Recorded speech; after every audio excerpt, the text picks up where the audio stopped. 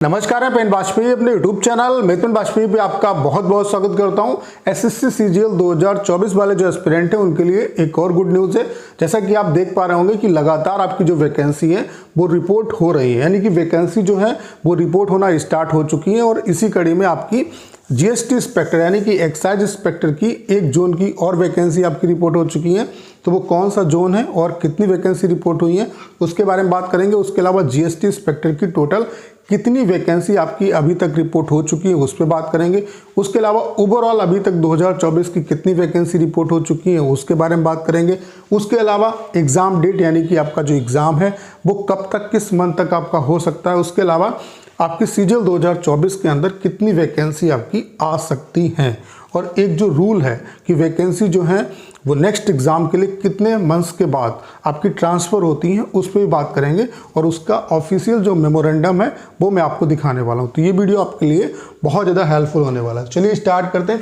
सबसे पहले आप देख पा रहे होंगे आपकी ये जयपुर जो जोन है उसकी जो जीएसटी इंस्पेक्टर की वैकेंसी है वो आपकी रिपोर्ट हो चुकी है। यहाँ पे जीएसटी इंस्पेक्टर, एग्जीक्यूटिव असिस्टेंट और टैक्स असिस्टेंट तीनों की वैकेंसी मांगी गई थी, लेकिन अभी एग्जीक्यूटिव असिस्टेंट और टैक्स असिस्टेंट की जो वैकेंसी है वो अभी यहाँ पे रिपोर्ट नहीं हुई है। जीएसटी इंस्पेक्टर की वैकेंसी रिपोर्ट हो चुकी है, जिसमें यूआर की वैकेंसी 5 है, एससी की वैकेंसी 1 है, एसटी की वैकेंसी 1 है, ओबीसी की वैकेंसी 5 है, ईडब्ल्यूएस की वैकेंसी जो है वो 1 है। यानी कि टोटल जो वैकेंसी यहाँ पर रिपोर्ट हुई है वो 13 वैकेंसी रिपोर्ट हुई है। और अभी ये वैकेंसी टेंटेटिव है, जब तक कि आपका फाइनल रिजल्ट जो है वो डिक्लेयर नहीं होता तब तक की वैकेंसी में आपका चेंजेस हो सकता है। तो अभी तो आपका नोटिफिकेशन भी नहीं आया, अभी वैकेंसी का सिनेरियो ये है। अभी वैकेंसी आपकी ये और भी इंक्रीज़ होंगी, डेफिनेटली इंक्रीज़ होंगी। अब मैं ऐसा क्यों कह रहा हूँ, अभी इस क्वेश्चन का भी आपको आंसर मिलेगा। तो जयपुर जोन में अभी आपकी जीएसटी इंस्पेक्टर की इतनी वैकेंसी है, ठीक है। उसके अलावा आप देख पा रहे होंगे यहाँ पे मुंबई जोन की भी जीएसटी इंस्पेक्टर की जो वैकेंसी है वो आपकी रिपोर्ट हो चुकी है।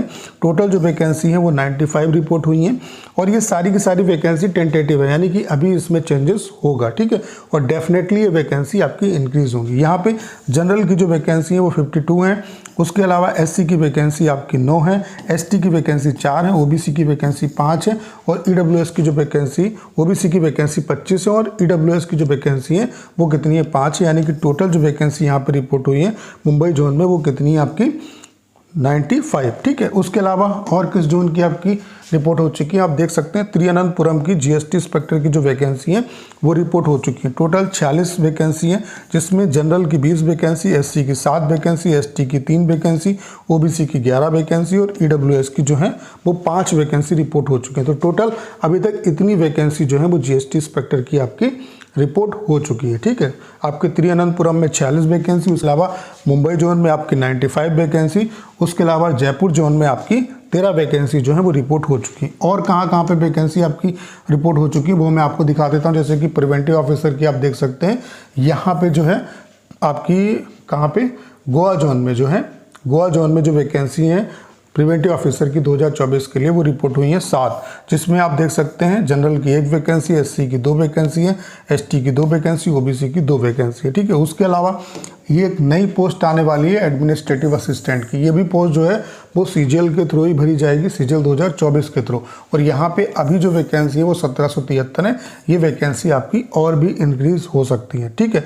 तो ओवरऑल अभी तक अगर देखा जाए कितनी वैकेंसी आपकी रिपोर्ट हुई है तो आपकी 2000 के आसपास जो वैकेंसी है वो अभी तक रिपोर्ट हो चुकी है सीजीएल 2024 में, ठीक है। अब बात कर लेते हैं कि आपका जो एग्ज़ाम है वो कब तक हो सकता है। तो एग्ज़ाम में बहुत ज़्यादा टाइम नहीं, आप ये मान के चल सकते हो कि जून तक जो आपका एग्ज़ाम है वो किसी भी कंडीशन में हो जाएगा। देखिए दिसंबर में जो है एसएससी अपना कैलेंडर जारी कर देगी, जिसमें आपको कंप्लीट पता चल जाएगा कि कौन कौन से एग्ज़ाम किस किस डेट पे हैं और उनका नोटिफिकेशन कब निकलेगा। और ये उम्मीद है कि जनवरी और फरवरी में, जनवरी से फरवरी तक आपका जो नोटिफिकेशन है सीजीएल 2024 का वो भी आपका आउट हो जाएगा। और एसएससी ही आपका एग्ज़ाम कराने वाला है। इससे पहले मैंने आपको आरटीआई दिखाया था एनआरई सीटी के रिगार्डिंग, डिटेल में वहाँ पे मैंने आपको बताया था कि एनआरई सीटी इस बार नहीं पॉसिबल है।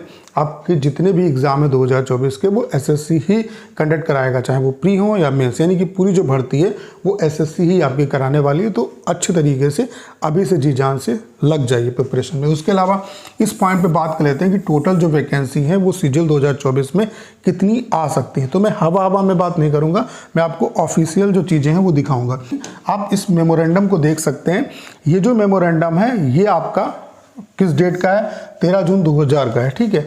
यहाँ पे ये जो मेमोरेंडम है ये इस बात को बोलता है कि जो वैकेंसी है, जैसे कोई भी एग्ज़ाम, जैसे मान लेते हैं सीजीएल 2023 का एग्ज़ाम है, तो उसकी वैकेंसी कितने टाइम ड्यूरेशन के बाद नेक्स्ट एग्ज़ाम में ट्रांसफ़र होंगी, ये उस बात को लेके, और जितना टाइम ड्यूरेशन लगेगा उतने टाइम ड्यूरेशन के बाद आपको जो है, जो भी आपका नेक्स्ट एग्ज़ाम होगा उसमें ये जो वैकेंट यहाँ की वैकेंसी है वो आपको वहाँ पे देखने को मिलेगी। और इसी मेमोरेंडम से आपको ये क्लियर हो जाएगा कि सीजीएल 2023 में आपको वैकेंसी कम क्यों देखने को मिलेगी। जो मेमोरेंडम है ये उन सभी संस्थाओं के लिए जो कि मिनिस्ट्री की वैकेंसी को फुलफिल करता है। जैसे यहाँ पे आपका स्टाफ सिलेक्शन कमीशन भी आता है, यूपीएससी भी आता है, और भी जो रिक्रूटमेंट एजेंसी है जो आपकी मिनिस्ट्री की जो वैकेंसी उनको फुलफिल करता है, उसमें ये बताया है कि कब कितने टाइम ड्यूरेशन के बाद जो वैकेंसी है वो नेक्स्ट एग्जाम में ट्रांसफ़र कर दी जाती है। तो आप देख सकते हैं, आगे मैं आपको पढ़ के सुना देता हूँ। यहाँ पे आप देख सकते हैं, when the candidate recommended by the UPSC या एसएससी, जितनी भी संस्थाएं जो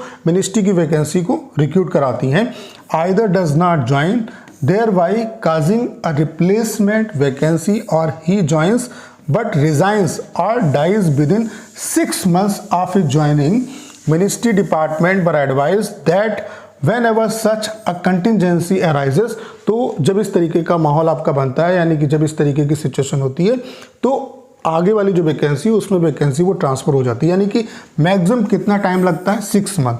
6 मंथ्स के बाद जो है, जब आपकी ज्वाइनिंग होती है, 6 मंथ तक इंतजार किया जाता है कि जो एस्पिरेंट है वो आपका ज्वाइन कर सकता है। तो 6 मंथ्स के बाद जो वैकेंसी है वो आपकी अदर जो एग्ज़ाम है उसमें ट्रांसफ़र हो जाती है। इस वजह से आप देख पा रहे होंगे कि सीजीएल 2023 में आपकी वैकेंसी बहुत कम आपको देखने को मिली, क्योंकि 2022 की जो वैकेंट वैकेंसी रह गई थी वो यहाँ पे इस रूल के रिगार्डिंग आपकी ट्रांसफ़र नहीं हो पाई।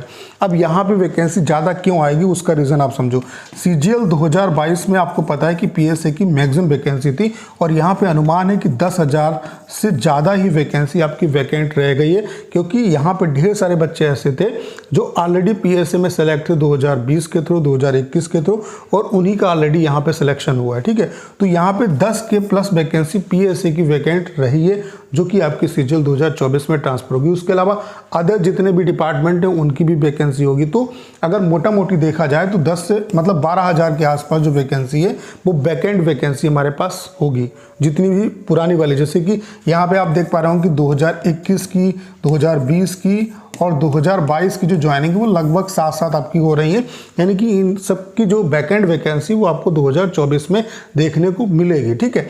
और आपको पता है कि मतलब 8,000 के आसपास वैकेंसी हर साल आपकी सीजीएल के एग्ज़ाम में आती है। ऑन एन एवरेज अगर देखा जाए तो 8,000 के आसपास वैकेंसी आपकी आती है। अब और कितनी ज़्यादा आ सकती है वो एक अलग मैटर है, लेकिन जो एक अनुमान है कि कितनी वैकेंसी आ सकती है, क्लियर कितनी वैकेंसी आ सकती है, तो यहाँ से आप देख सकते हैं कि 20,000 के आसपास जो वैकेंसी है वो आपको देखने को मिल सकती है। 20,000 के आसपास जो वैकेंसी है वो आपको देखने को मिल सकती है। अब इसमें थोड़ा सा चेंजेस भी हो सकता है, ये वैकेंसी और भी बढ़ भी सकती है, घटने की उम्मीद तो बहुत कम है, क्योंकि 2024 में इलेक्शन भी है। तो इलेक्शंस को भी देखते हुए यहाँ पे वैकेंसी आपको ज़्यादा ही देखने को मिलेगी। तो कहने का मेरा मतलब ये है कि 2024 एक अच्छी अपॉर्चुनिटी है, मन लगा के प्रिपरेशन करो, तभी आपका सिलेक्शन होगा। तो उम्मीद करता हूँ कि सारी जानकारी आप अच्छे तरीके से समझ पाए होंगे। करना क्या है, इस वीडियो को ज़्यादा शेयर करना है। उसके अलावा अगर आप चैनल पर नए हैं और आपने अभी तक इसे सब्सक्राइब नहीं किया है तो प्लीज़ चैनल को सब्सक्राइब करना मत भूलिएगा।